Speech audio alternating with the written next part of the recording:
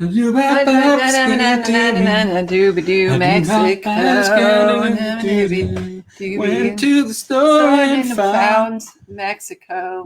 at the store. The Figueroas. Figueroa clan. At the store. At the store. At the store. At this point, we're only humoring ourselves. Thank you for joining us with Coffee with a Missionary.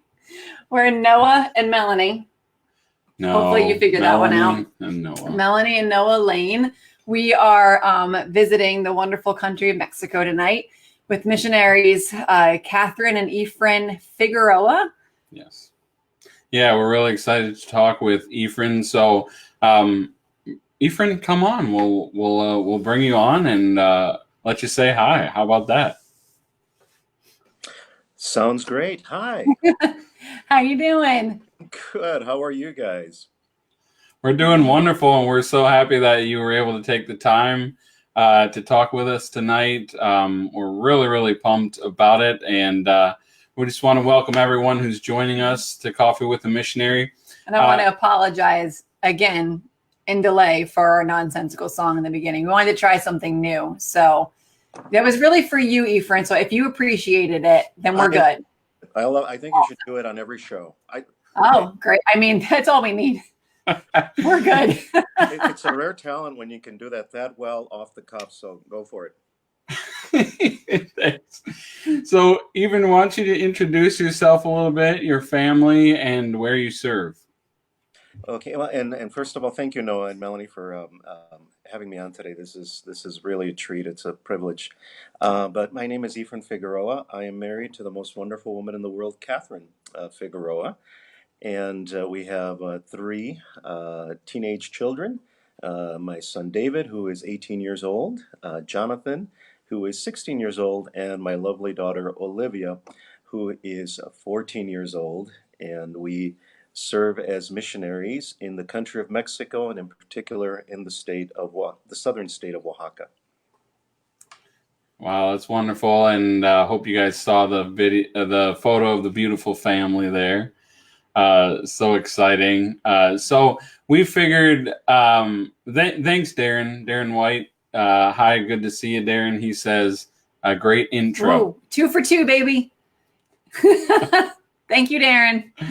And we want to encourage you as you're watching. We would love to hear your feedback. Would you like this video? Share it. And also, we're here for it to be interactive too. So we want to field your questions, anything you might have about missionary life, about Efrain, his family. No question is too small. Or too dumb. Yes. Or too smart. I'm just repeating what was spoken to me as a child. So, you know. So Mel, introduce this little picture game that we're going to play. All right. So we're going to play a picture game. Okay. Noah has successfully invaded your private Facebook. Scary.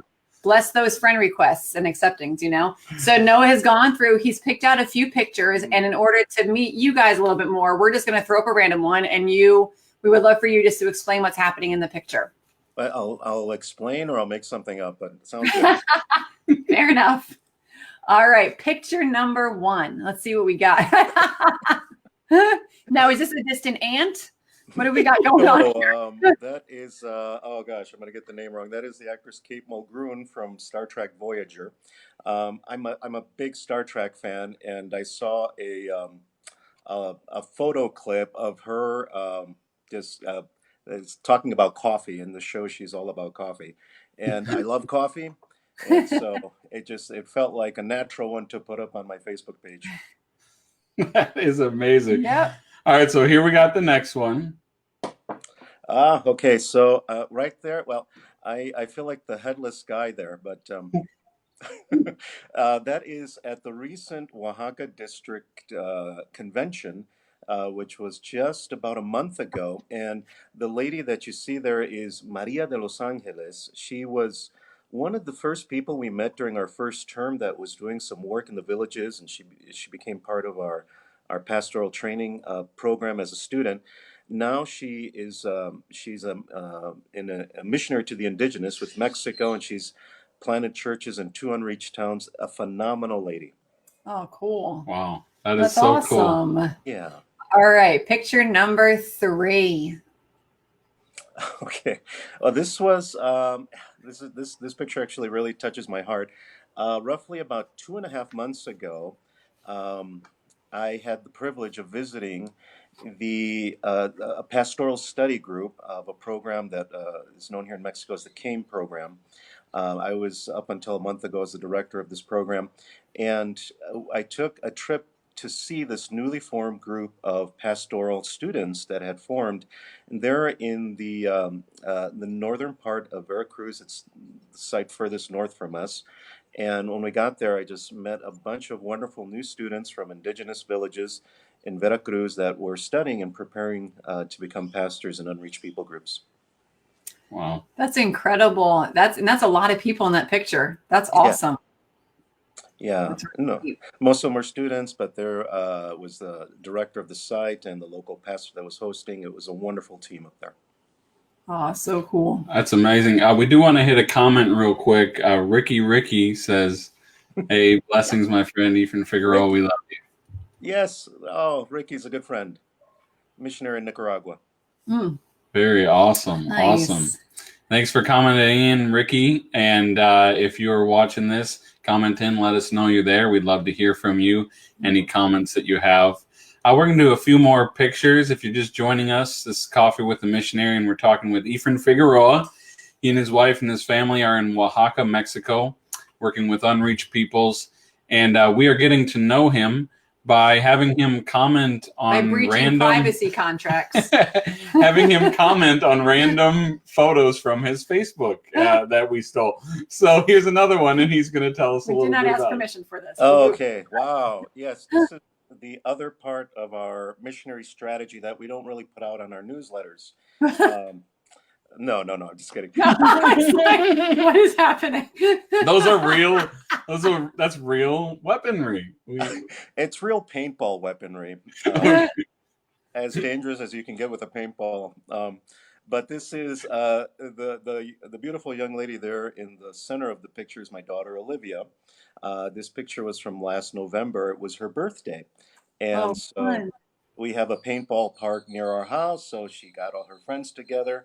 We went paintballing, and I discovered that a guy in my 40-ish age was having a very hard time keeping up with teenagers trying to paintball. But had a wonderful time. It was a wonderful birthday party, and that's how we do birthdays here in Oaxaca. Oh, that's incredible. That is awesome. I like Olivia. She's like my new hero. Did she win? Did Olivia win? Well, she won. I think it was her birthday, so we had to kind of give her the easy win. But no, she's pretty fierce on the battlefield. She got me more than once. That is amazing. But it brings up a good point. Should it be part of the new missionary strategy? Paintballing. I'm just saying. It's a great bonding activity. Yes. It's a great stress reliever. So if you're having a challenge on the field, just invite all your colleagues and put them on, put some fatigues on and just shoot paintballs at them. It's great. It's a great parenting tip too. It's great. So now this next picture may need some explaining. Oh, okay. No, that doesn't need any explaining. I know exactly what's happening. So, but I'll let you tell it. This picture is wow. Oh gosh, that was a number of years ago. I think that was about 6-7 years ago. We were in Wisconsin having some vacation time with my folks, and I thought it would be fun to pet a duck. We were at a lake, and I thought, hey, I'm giving them bread. So a friendly trade-off would be to pet a duck, but they're not into it. And so here I am chasing this poor little duck, and I gave up rather easily. He got away into a pond. It makes sense though. You're giving him bread. The least he can do is let you pet him. Right. It's a solid plan. But yeah, oh my goodness. Well, thank you so much for sharing a little bit about your private life with us. Yeah, right. We might hit some of those other pictures at the end there, Meryl. But We do have want to welcome another comment. Tim. And person. In person, yeah. Tim Strange, missionary among UPGs in Costa Rica. Hi, Tim. He's asking how many UPGs, and UPGs means unreached people groups, and we're going to talk about that in just a second. How many are there in Mexico? Wow. Wow, that is a really a great question. Um, if you were to go to like the website peoplegroups.org, you would see a huge list of unreached people groups there. I can speak more in detail about my local context in Oaxaca. The estimate here is that it's roughly about 40% of 10,000 villages have not heard the gospel of Jesus Christ, not even for the first time, outside of a Catholic context. And Wow. so it's a staggering number here in Oaxaca where we live. And so that, it's there's 120 different language groups here, and so In um, Oaxaca. in Oaxaca, yeah. Yeah. So in roughly every indigenous group will have a subdialect of their group that's unreached. The Zapotecos have over 50 variants of their language and probably over 1,000 villages, and so it becomes really like pinpricking to if you were to name off all of the unreached. So that's why I'm really grateful for websites like People Group, and they just kind of give you the location. But I would say the Zapotecos and the Mixtecos in Oaxaca probably present the greatest need because they are two of the biggest groups. Okay. Um, Um, do let you let want to just jump into the? yeah, let's jump in that, and we'll skip that first question that we have listed. We'll skip. Yeah. So for anybody watching, this is Efrain Figueroa. Him and his wife and his family are missionaries in Oaxaca, Mexico. Oaxaca, just to give you guys a visual. So pretend these are actually the states in Mexico. Oaxaca is on the southernmost part. Over here is a state called Chiapas, and you got Guatemala. So it's very on the southern border. Lots of unreached people groups, as we were just talking about. So Efrain, can you explain for anybody watching what is an unreached people group and why are they so important?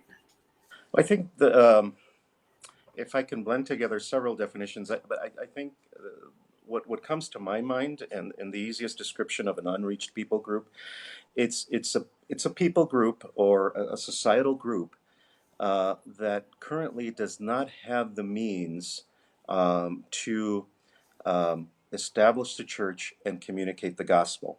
And so when I think of an unreached people group, I don't necessarily think of a group of people that has zero Christians. They could have one or two or even 100, depending on the population. But if it's a small enough group, say there's only 2% or less, is what some of the websites classify, but that people group is not able to expand the gospel of Jesus Christ without outside help, without perhaps the help of a missionary or other agencies going in there, that's pretty much, in my opinion, an unreached group. And so a very low number of Christians without the ability to communicate the gospel. Okay. And so why is it so important that we focus on them, or that we even have websites dedicated to finding out how many? I mean, in your opinion? Well, that really comes to the heart of the church, I think, and it comes to the heart of of missionary work. It cuts to the heart of a lot of issues that are relevant to the Church of God today. For me, I feel like the Bible says that all shall hear and then he will return. And there's still a lot of people that have not heard the gospel of Jesus Christ. Now, this number is shrinking every day. There are advances in communication and transportation, and all of our wonderful modern tools are shrinking the amount of people who have not heard the gospel. But when you live around so many unreached groups, it's exciting because I actually feel like each group that we're able to train a pastor for, that we're able to present the gospel for, just quickens the return of Jesus Christ. And oh gosh, you can get into all sorts of sermons and messages here, but if we're to respect the Great Commission, I mean, just to we were called to go and preach the gospel to everyone, to go um, to all the places and to preach the gospel of Jesus Christ. And so that means finding out where these folks are, and in a very appropriate, contextual way, bring them the greatest message that mankind has ever had.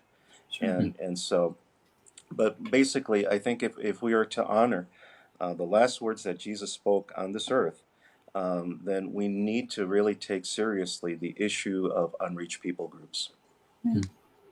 Yeah, thank you so much. And I thought you answered that very well. And also, it means more that you're not just someone looking at pieces data on a piece of paper, but you're someone who's living among people that don't have access to the gospel. And so you have a real earthy perspective of what that looks like. So if you're just watching, tuning in now, welcome to Coffee with a Missionary. We're so happy that you're here. We're talking with Efrain Figueroa. Him and his family are in Mexico working with unreached people groups. We want to hear from you, and we have a question for you. The question is, and we would love for you to comment your answer, what do you think of when you hear the term unreached people group? Yeah. For some people, anything that comes to your mind. Anything that comes to your mind, throw it on there, and then we'll pull your comments up, and we're going to allow Efrain to get some feedback on that too. Yep. But we do want to give him kind of a chance to respond. Yeah, sure. So maybe we'll jump back to that first question. Okay, sounds good. We give him a chance. Yeah. Yeah. All right. Okay. So while you guys are thinking about your questions and comments, Efrain, for you, what exposure did you have to the need for missionaries before actually going to the field? Well, I'll try to make a long story short. I grew up in the church. My parents were believers when they met, and so I was born into a Pentecostal church setting. I'm Puerto Rican. My parents belonged to a kind of a Puerto Rican Pentecostal church in Milwaukee. It was an Assemblies of God, and wonderful church, and no complaints about it. That's where I received Jesus Christ, and I took my first steps in the gospel. The only thing about it was that they didn't really have a missions program, or they didn't really talk about the work of the gospel outside of their cultural context. That for me came a little bit later. My parents enrolled me into a private Christian school in Milwaukee, and I started hearing about missionaries, started learning a little bit about church history, I started reading about William Carey and David Livingston and a host of other missionaries that were out there, and this started to plant seeds in my heart. Through that venue as well, I met other missionaries that would come to the school, and that began to plant seeds in my heart. As a 20-year-old, after I graduated high school, I started attending a small church. It was basically a little mission-style church in the south side of Milwaukee. And that church had a strong missions emphasis, even though they were just, folks without much income. They were just, the kind of these former alcoholics and just, folks from the street. The pastor really promoted missions there and encouraged them to go out. He took them on missions trips, and they would come back so excited. And during one of those missionary services, when they came back from a trip, the Lord just really penetrated my heart over this subject. And I went up to the altar. I was there for practically an hour. Everybody left. I was still at the altar. Oh, I think we lost them a tad. Well, we're waiting for him to get back there, but we do want to highlight some of the responses we've gotten. Efrain will be back shortly. By that point, I couldn't see myself doing anything else. Oh, we lost you for a second there, Efrain. For about a solid minute. Well, really? 30 seconds. 30 seconds, which is long. So we ended when you were at the altar, right? Yes. Oh, okay. Well, you caught 90% of it then. Okay. So, So I'm at the altar at the small church, and it was, I should note that this church was actually a former bar. And so Oh, Wow. the altar was like right next to where there used to be a bar counter. And so, okay. of all places. But I was there, at that altar for like an hour, and the Lord just started to birth this really strong desire to serve in cross-cultural settings or to serve in missionary work. And after 2 or 3 months of this feeling, of this desire not going away, is actually becoming stronger, I thought I better take this seriously. Yeah. And I started to look for options to prepare myself and to enter into missionary work.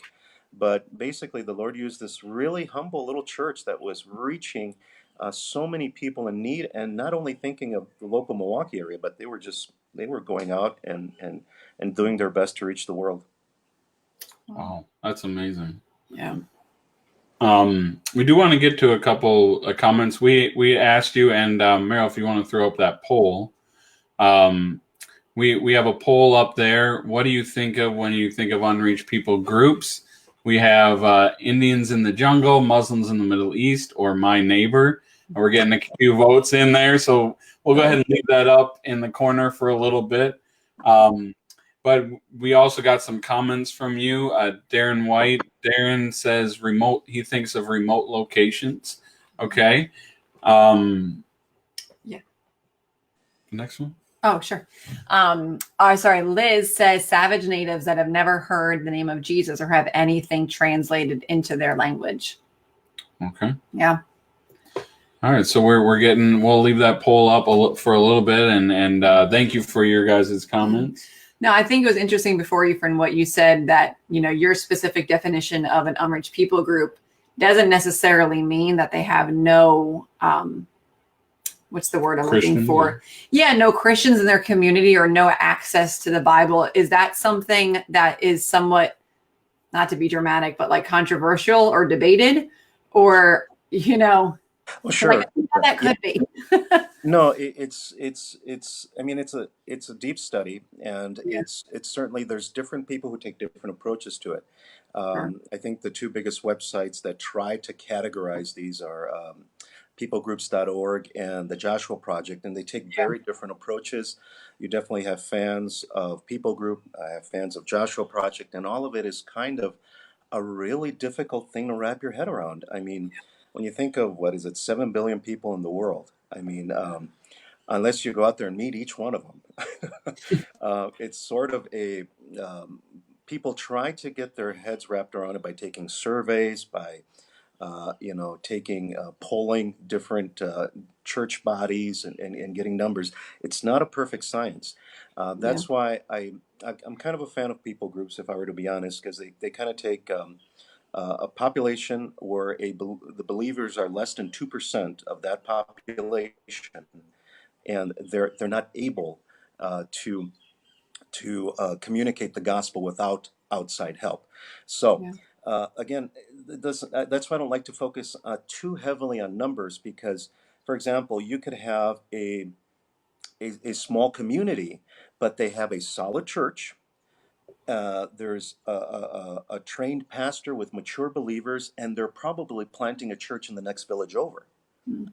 And see, to me, that even though they still need help, they still have a lot of needs. But in a spiritual sense, I think that's a reached group, because they're not only reaching their neighbors, and they may be in a remote jungle or a faraway village, but if they're reaching their neighbors and they're looking beyond. And I've been to some mountain churches, one that took me 7 hours to get to, but they were reaching their neighbors, and on their wooden wall, they had a poster of the foreign missionaries that they support. And so, Wow. It's amazing. Yeah. that particular village, I wouldn't necessarily call it unreached. Now, is there a Sure. lot of need? Absolutely. They have a big job ahead of them. So you could probably take a similar village in a similar context, but maybe there's only two families or one family that have received Jesus Christ as their Savior, and they're struggling. And I've been in some of these places. They're struggling. They're being persecuted because they're kind of breaking with the village tradition. They're kind of breaking with the norms, and they try to communicate the gospel, but it's just it's just like a fight that they can't win in the physical. Now, they would need the help of the national church. They would need the help of missionaries. We've been blessed to do medical outreaches in a village where there was only one saved family. Wow. And when we went in with doctors and dentists and a clown, all of a sudden um, the village started coming out, and I just kept pointing. I said, "Well, your friend over there told us there was a need, and we're here to love on you." And so he started to get a little bit more respect. They started to back off of him a little bit, and he was able to win more families. But Sure. it would have been very hard for him to do that without the resources of a medical team, which he didn't have access to. Um, and so that to me is an unreached village. Now, there are places out there, and this shouldn't be understated. There are places out there where there's probably zero believers. I believe that there's still a great number of those out there. Um, but by and large, what we've experienced here in Oaxaca is that there may be one family or two, but they're having they're not able to work without outside help. Sure. Oh, that's awesome though. That's very helpful. Yeah. And we want to thank everyone who contributed to the poll too. Let's see, where are we at on the poll here? All right, so the most votes were, you think of Indians in the jungle. One said my neighbor. Okay. Nobody said Muslims in the Middle East. All right. So thank you guys for answering in that. So we kind of want to talk about a little bit more about what the unreached actually do look like. So we said what do you think they look like? What do you think of? And you kind of talked about that a little bit, but kind of in terms of, people have the idea of Indians in the jungle. What does an unreached people group look like physically? Physically, I walk into this village. If you can do that. Yeah, if I walk into this village, or if I, what would I see visually? What would I encounter in unreached group in Mexico? Well, the first thing I would say to that: never judge a book by its cover. And if I can just take 2 seconds to respond to the comment of the person who said their neighbor. That's a great observation, because if you stop to think about migration patterns of people immigrating to the United States and migration patterns in Africa and Europe and other places of the world, I know of people here in Oaxaca, some of them were our pastoral students, who migrated for economic reasons or whatever reasons to the United States. They came from unreached villages, they spoke indigenous languages, and just their circumstances in their life, they just were inspired to go to the States. And there, for the first time, they encountered believers in a setting where they felt comfortable opening their hearts, where they probably wouldn't have in their village. And many of those received Christ because they walked into a local church or they met a believer who was their neighbor. And then reverse migration happened. For some reason, they had to come back to Mexico. And now they're in a village and they're the only believer. Wow. We have, I had probably I would say about a dozen students or so in this last year that kind of fit that profile. Wow. They're in their village now. They speak the language, they speak the culture, but somehow they left their village. And sometimes they didn't even go to the States. They just went to northern Mexico or some other place. But they came back with Jesus in their hearts. They were discipled by a great pastor or a great believer, and now they want to reach their village. And so you never know that an unreached person may be in Levi's jeans, stylish polo like mine, and they may be your coworker at work. So just to put a plug in for the migration patterns of the unreached. Now, here in Oaxaca, it's kind of interesting. The state of Oaxaca, in the most remote areas, they're probably anywhere from 3 to 6 hours away from modern clothing, and so I have not. There's some thatched roofed houses out there, and there's some real remote areas where there's no electricity, and so we have that. But you can Oaxacans don't like shorts, and so for the most part, an unreached person here will be wearing pants Okay. Okay. or a long dress, sometimes a very colorful dress depending on their village. The guys will be wearing just simple clothing, a hat. I walked up on one guy who was just dressed in all white with a rifle on his back. Okay. And so, but And that's you just ran. Oaxaca. That's just Right. Oaxaca. We don't really have jungle areas here in Oaxaca. We have a lot of mountains, and so the what they'll look like is would look maybe different than in some other contexts. No, I think that's an excellent point. Just because, like you said, I mean, yeah, I love how you even address the neighbor comment. Like sometimes you think that that's a little ridiculous, but when you really think about what unreached mean beyond just a definition in a book, that's one sentence. Like it really is kind of mind blowing. All the different people it can incorporate. And I know my personality can get stuck on a definition, so I want to stay there. But then you get stuck in one place and you forget what the goal is, which is just to, share God's love with everybody. So we want to move on to the next question. But we do have a comment from Nana Garrett. How open are the unreached people when the gospel is first presented to them? Do you go in and establish a relationship with them, or go all in at initial meeting? And how do you present it? I mean, this is literally the next question I was going to ask was, how do you do this? So way to go. Good job, Nina. That was amazing. So Efrain, yeah, just go ahead. Well, great question. I wish there were a simple 1, 2, 3 formula for this, because it would have made my life way easier. Yeah. And so the first thing, and it sounds so common to say, but it is amazingly important when it comes to this: prayer, prayer, prayer, prayer. This is spiritual warfare, and so you need to go in first of all with lots of prayer, and number two, you kind of need to take a step back and look at the people group that you're addressing. Um, and I don't want to mention particular people group names here because this is online, but there are some people groups here in Oaxaca where I've gotten to know some of the members of the community, and I know that I can go into that community, for example, with the Jesus film, which has been dubbed in so many languages here in Oaxaca, and it would be fine.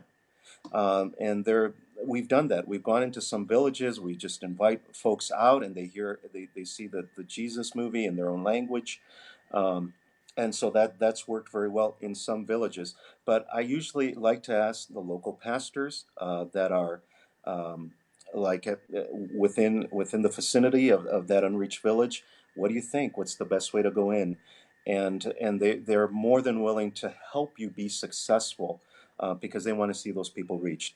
Now, I was in another area, kind of in north central Oaxaca, where it was scary. It was really scary. And I remember driving in with a local pastor of this particular people group, and he said, "Well, be careful because up there's a man in that it looked like a little pillbox, and he has a sniper rifle." Wow. And Oh so my I'm like, "Oh, goodness. okay, maybe I shouldn't have heard that." And then this particular pastor went on to tell me how he's had guns pointed in his face, and he's received all threats from the people of his hometown. Wow. Wow. And so we had with him. I had a lot of prayer, and we discussed, okay, what is the best approach to going in there? Obviously, there they were not going to let me go into the center of town with my microphone and just start preaching. Where in other places I could do that. So it's important to know what you're going to be allowed to do. I always try to remember that when I come in, I'm a guest in that town. There are other people that have lived there their whole lives. Some of these people their families have lived there for generations. And a lot of these places are pre-colonization. And so they're very ancient cultures and traditions and places. And so I like to come in with a great deal of respect. I like to know where I am, and I like to ask permission when I come into somebody else's neighborhood or somebody else's house. But if I know that they're going to be resistant to the gospel to the point of violence, this is where you offer things that the community needs, and try to establish a relationship based on love, Yeah. based on a personal friendship. You need to earn the right to speak the gospel of Jesus Christ. And, it's wonderful. You get to a point where they see you as a person, um, not just, a foreigner or an outsider coming to, pull them away from Catholicism or pull them away from what's they're traditionally doing. But when you can come in and be known as a person who's just interested in them, Right. that opens up wonderful opportunities to make a new friend, Yeah. to share the love of Jesus Christ in a very physical way, in a very physical manner, and to do it in a very personal nature. But with places that are very resistant to the gospel, it is amazing how many individuals from that society have left that village and probably found love and support within a church somewhere, and are willing to help you, or they're willing to help the church have a successful entry into that people group. So Mm. it's kind of a broad Mm. uh, explanation, and I really wish there was a more systematic formula to it. I probably know the answer to this question, but do you get weary of having to kind of restart the process with every different group, or is there an element of fun in there? I mean, but The both. okay. Yeah, that's fair. Yeah. I don't know if that was the answer you were looking. Yeah. It's both and. Yeah. I mean, when we first got to Oaxaca, I didn't fully realize where I was. I didn't fully realize where I was, and if I could uh, just show this picture, I don't know if this is going to come out clearly. Here we go. Okay, so that's Mexico, Yep. and Yes. Oaxaca is right here, Sure. Uh-huh. and that's according to peoplegroups.org. I had no idea I was in um, the center of the Unreached of Mexico, Sure. and so it became a wonderful adventure, and at the same time, spiritually, it could become very fatiguing. Sure. One of the things that when we're itinerating in the States, one of the things I try to help people imagine is imagine what your home city in the U.S. would look like if the church never existed there. And it's a concept that's almost impossible to imagine, because the church has existed in almost every city in the United States for probably a long time. And as a Yeah. result, you have wonderful universities, hospitals, a lot of concepts that came out of the establishment of the church. A lot of our worldview, a lot of our psychological makeup has been influenced by the church, because it's been in the States for a long time. When I was preaching, I remember preaching one service during our last itineration, and in 3 blocks, I passed 4 churches on the way to the church that I was going to, and I almost went into the wrong church twice. Okay. And so, but I had fun with those guys, because I'm like, imagine if all these 4 churches had never been here. It's such a strange concept. So when you're in places where the evangelical church or just the gospel message has not been part of the DNA of that community for hundreds of years, Yeah. it feels different. I mean, you feel the lostness. You feel it's so visible the way that the enemy has been working in this area, and it can become very heartbreaking. That's why I come back to saying prayer, prayer, prayer. Yeah. But at the same time, when the doors open and when they allow you to communicate the gospel, when you have found a person, a man of peace, or just a cultural connection where the gospel can be preached, there is nothing more exciting in the world for a believer than to be part of that process, to see the seeds of the gospel coming into these communities. Yeah. That is so awesome. Yeah. We want to get to a couple cool comments here. First, Darren commented back when you had mentioned, go ahead and put in that comment, but he says, wow, he says, the Lord has led me to be friends with migrant workers here in Toledo, Ohio. and never consider that they're going to take this experience back to their hometown. Yeah. So just incredible. Thank you, Darren, for sharing that. And he shared that. Darren, you've shared that before. How part of you being connected to Coffee with a Missionary was that you have a heart for these Mexican migrant workers and reaching them, and praise God for that. And so thank you, Ethan, for that. The next one, Nina says, we don't want to imagine that. We don't want to imagine, our the gospel and the church never having existed in our town. So, do you have anything to add, Ben? Oh my gosh, I've got like 1,000 questions, but I won't. No. One you want to go with, or? Well, now I can't think of any. Okay. I've been keeping my mouth shut because I don't want to cut you off. If I think of it again, if it comes back in the loop, I'll come back to it. I promise. Cut me off next. It's okay. No, you don't want me to. Thank you so much. If you're just joining us, Coffee with the Missionary. We'll give Efrain just a slight break here, and we're going to go to a new segment that we're calling Famous Missionaries of History. What? Okay. Yeah, so this is exciting. So this is a piece of trivia for you, but not only trivia, hopefully it's inspiration.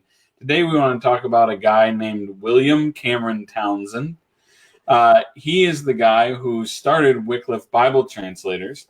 And he passed away in 1982.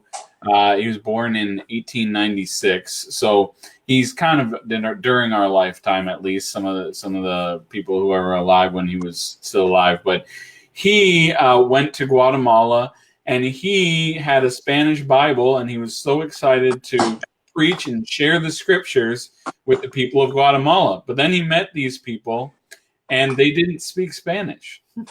And still he stood there and he began to preach the word of God. And one day, one of the Guatemalan indigenous people said to him, if your God's so smart, how come he doesn't know my language? Snap. And so William Cameron Townsend, that changed his life. And he started what is now known as Wycliffe Bible Translators. They've translated the Bible in more than 1,000 languages of the world. They're huge in Oaxaca, Mexico, which is why I thought of them. He leaves a huge legacy in Mexico and Latin America. These are some pictures of him throughout his life. But we want you to remember William Cameron Townsend, Wycliffe Bible Translators. And he has this great quote here. He says, "The greatest missionary is the Bible in the mother tongue. It needs no furlough and it's never considered a foreigner." And so that is the work of Bible translation, is getting the scriptures into the mother tongue. So there you go. Yeah. Famous missionaries in history. All right, well, welcome back, Efrain. Hey. Great segment. Efrain, do you guys work pretty closely with the other Wycliffe? Is it Wycliffe or Wycliffe? Can we just settle this debate right now? Because I never know. Oh, my SIL friends are gonna get me for this. I always say Wycliffe, Which means it's Wycliffe then to them. I may be saying it wrong, but I always say Wycliffe, and here they have a second component known as SIL, Summer Institute of Linguistics. In Spanish, it's ILV, Instituto de Verano Lingüístico. And so here in Oaxaca, we always kind of go with ILV, because if I say Wycliffe, it may not be familiar to too many. But they are the largest missionary group in Oaxaca, and so any wise missionary working in Oaxaca especially would be well served to get to know the organization and be friends with them. Yeah. So I'm assuming you guys are connected with them on some level. Yes. We form a really nice relationship, since their focus is specifically Bible translation, and so that's why you don't have Wycliffe churches, but so they specifically hone in on Bible translation, and they do a wonderful job. It really takes a unique person to do this, because sometimes they're at it for over 20 years, 30 years. Wow. And they just really do a wonderful job. And so kind of some of the ways I partner with them in the pastoral training school that we directed for 7 years. we would partner with some of their linguists to do a class called the Key Terms Workshop. And so they would come in and help our students break down key words in the Bible, which, if you take these words out of the Bible, like redemption, sanctification, forgiveness, you wouldn't have a Bible. And so it's really neat when you bring in these people. We brought in one time a wonderful sister working among the Mixtecos. She'd been working there for 25 years. She came in in their mother tongue, broke down the key terms of the Bible, the key words in the Bible. And our students were blown away by that, just to kind of starting to think. And some of them realized that in their language, they had 4 different ways to say forgiveness. Wow. And because of that, many of them would switch to kind of a Spanglish thing. They would just say perdón in Spanish. But then they were challenged to think, when I say perdón or forgiveness, which one of the 4 or 5 definitions, which one are they understanding? And they started to really think about how is the gospel message coming across if they don't understand this very important key term. So that's one of the ways that we partner with them. They've done this class with us several times. And they're also wonderful about saying, hey, help me pray. I'm working in this village. There's a couple people interested in the gospel. And so we can partner with them in terms of evangelism and church planting. Yeah. That's awesome. I do want to just do a little spoiler alert here, / fun fact. We know Efrain pretty well now. Noah and I are heading to Oaxaca, Mexico eventually, once the adoptions of our kids are complete, and we're going to be working with them. But we had the opportunity, Noah's had a bunch of opportunities to go down with Efrain, to take the Key Terms Workshop, which is incredible. Yeah. So they were able to go to the villages, a bunch of them together, and meet people. But when I was able to go down with them one Sunday morning, they all had church together. Efrain at their house, they hosted the all missionaries, of the missionaries, English speaking. Yeah, from all of the other bases of Wycliffe people. We got to meet a lot of them, and that just made a huge impact on me to see that you guys are working together with other missionaries for the same purpose. And I think that is just so amazing.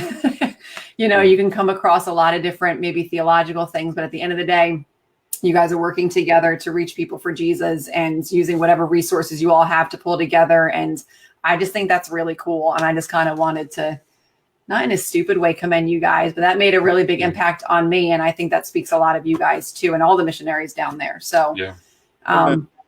Thank you for, doing that. It's awesome. Yeah. Our privilege. Can't wait to have you guys down here.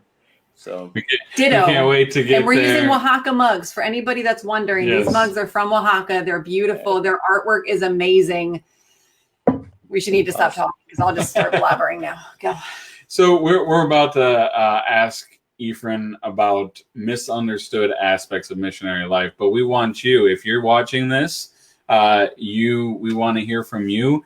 Just comment in with maybe an aspect of missionary life that is confusing to you, or an aspect that just doesn't make a whole lot of sense to you. It could be living arrangements, fundraising. It could be anything. Comment in. We would love to hear from you, and we'd love to address that. So, Efrain, for you, from your perspective, when you talk to people who are not missionaries, what is the most misunderstood aspect of missionary life in your mind? That's again another amazing question. That's why you guys are so good at what you do. Yay! He writes the questions. I just read them. No, that's hours and hours. No. Wonderful. No, so we've been on the field for this current term, going close to 4 years. We're about to end our term. And so most of what is flooding to my head when you guys are asking me questions are answers based in the local context here, but some of this may apply also stateside. About 2 months ago, I was doing a class, a cultural adaptation class for Mexican missionaries that are going to other countries. The Mexican National Training School, CAMAD, is located here in Oaxaca. And so I get to do the cultural adaptation class. One of the misconceptions that I often see when I do this class is the fact that there is kind of a hope that they can take the skills that they are accustomed to using in their home environment and transplant that in a cross-cultural setting. And so if, for example, if they were a pastor, and they sang a list of certain songs, or they had a certain order of service or anything like that, there's kind of, our brains just are kind of wired to stick with familiar patterns.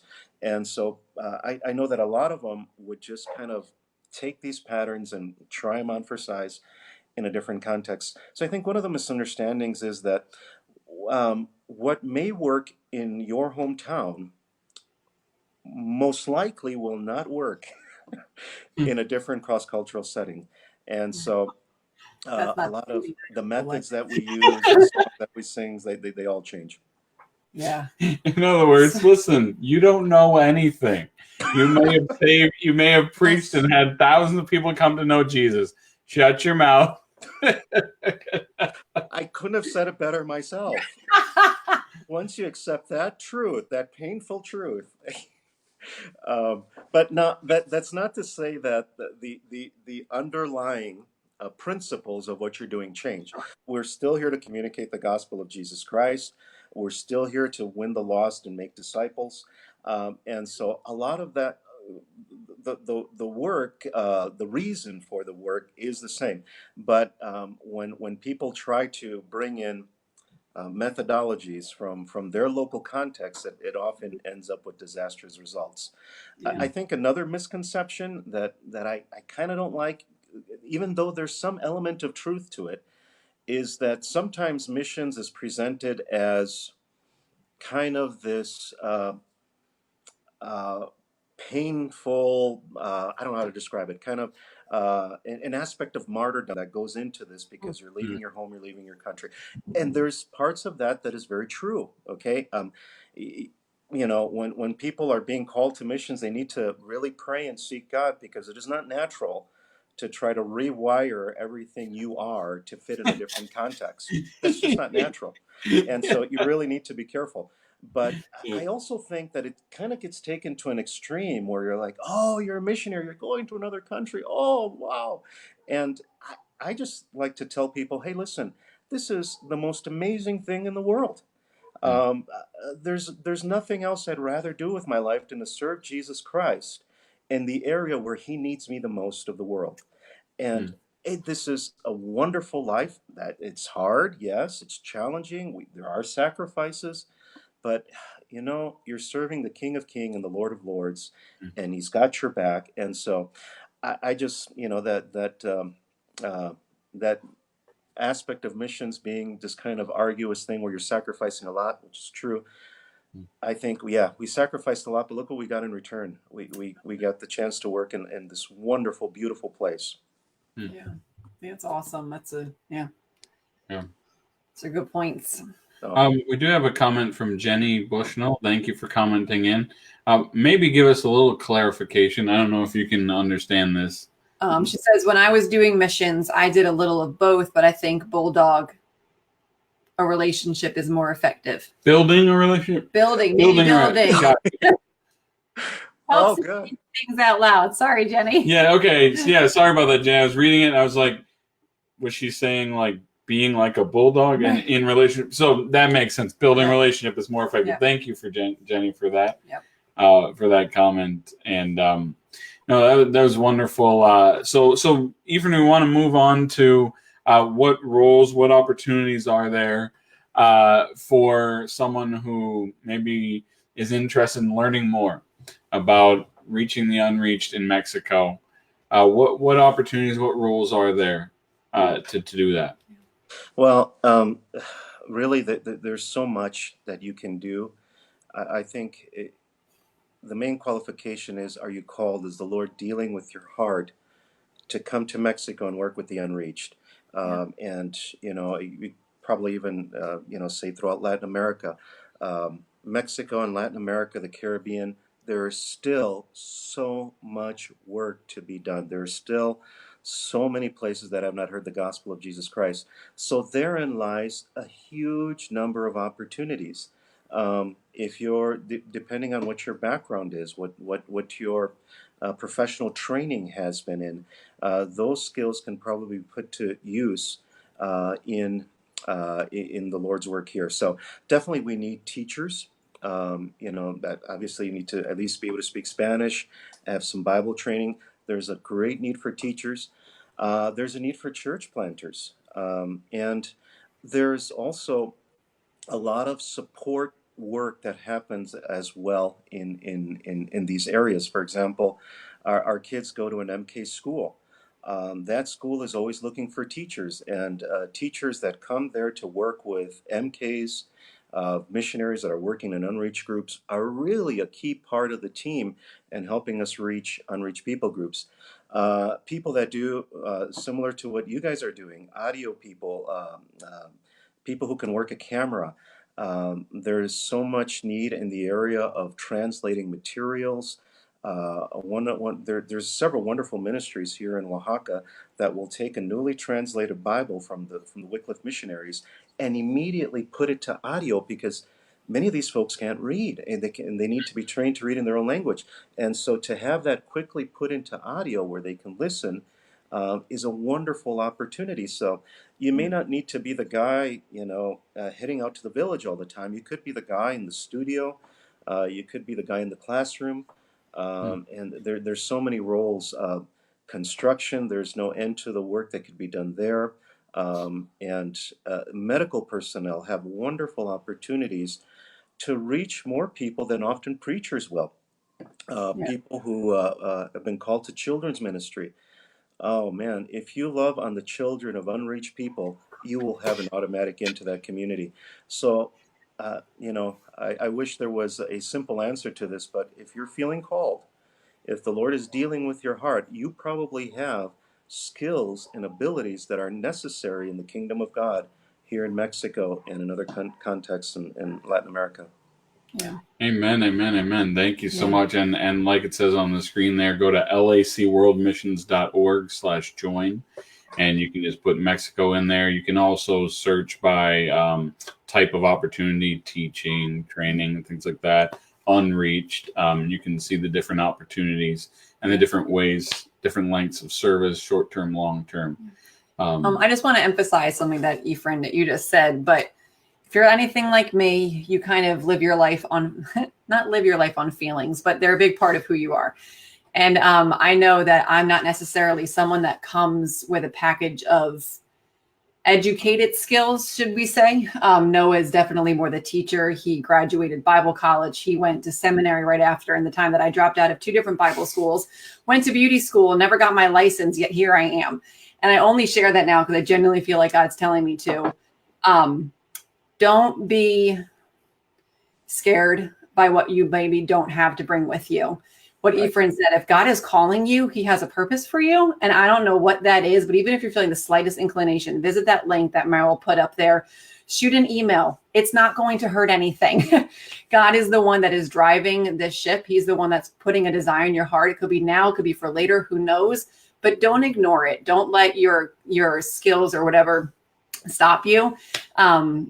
It's been the most amazing ride ever. And I just can't wait to see how God's going to use both of us and our unique abilities. But that's all. Amen. Thanks, Mel. Yeah, that was awesome. That was awesome. If I could just plug in real quick, Mel.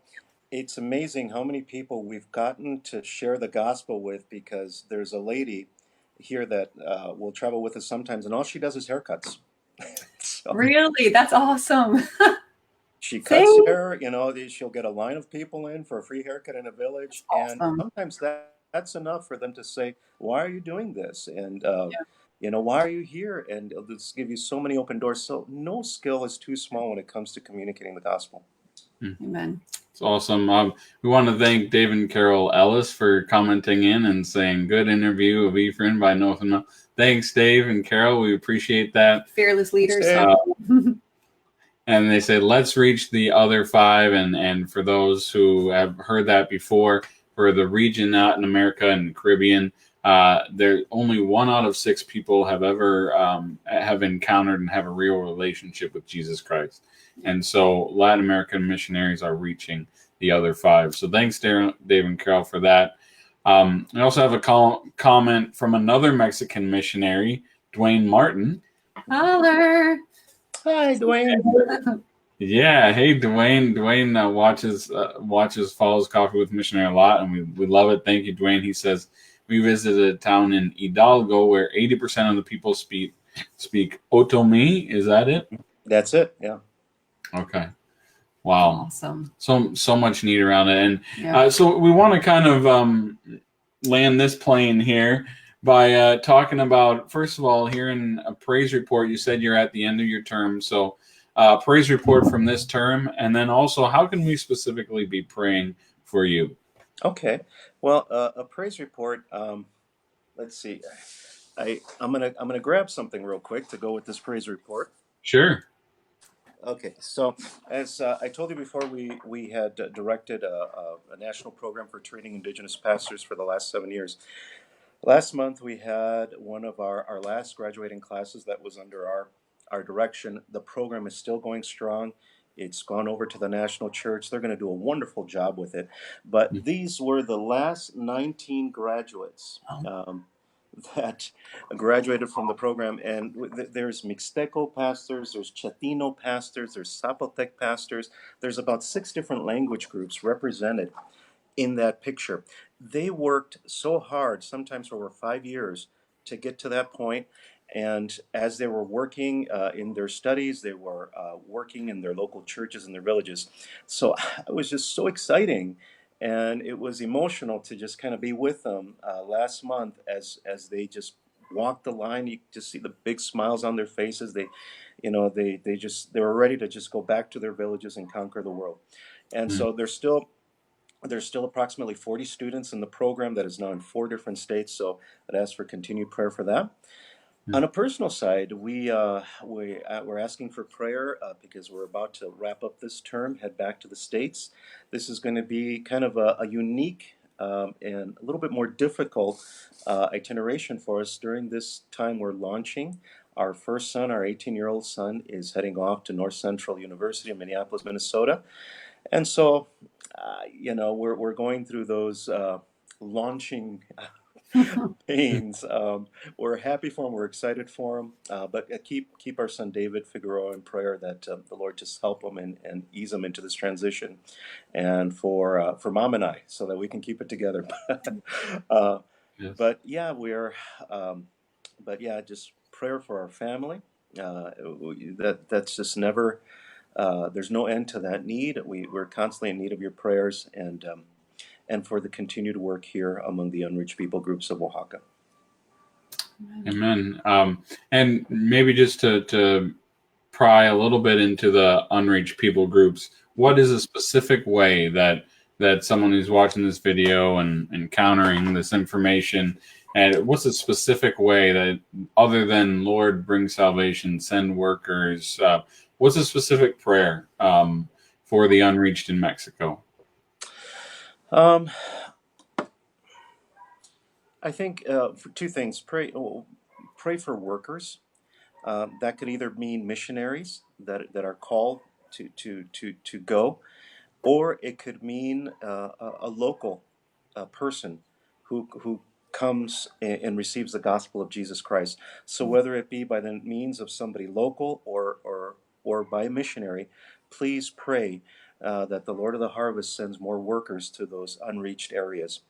And I would say pray informed. Go to those pages. I'm sure LAC has a page that talks about the unreached.